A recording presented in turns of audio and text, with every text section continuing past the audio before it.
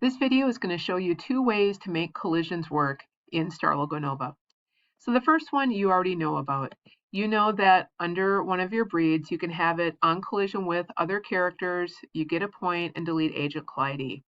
In this case, it would work great if my players were a little bit slower. Okay, so I do save and run code, I do setup and play. And it still looks like some of these are going right through me. It's kind of hit and miss. It'd be even worse if I have a fast-moving player. The problem is you want a fast-moving player sometimes because that can make your game what you want it to be. So notice what happens when the player and the breeds are fast. Sometimes it works, sometimes they go right through you. So let's fix that.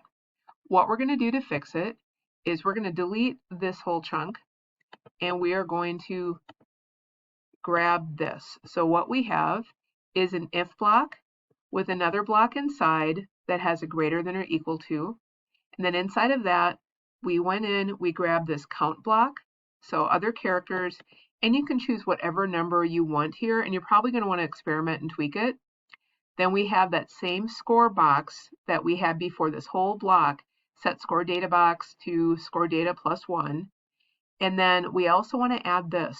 Instead of delete Agent Calliope, because they might not actually be colliding, you say nearest other characters within, and you want to have it that same distance.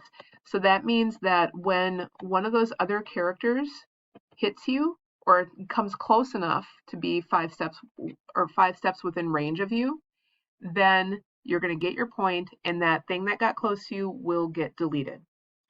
And again, this is all under one breed, usually your player breed, whatever that is. So let's test it and see how it works. Okay, so it doesn't quite have to hit me. Seems a little too easy. So I would probably change this to maybe a 2 or 3. Let's try that. And that's our job for experimenting. See how that goes. Let me know if you need help.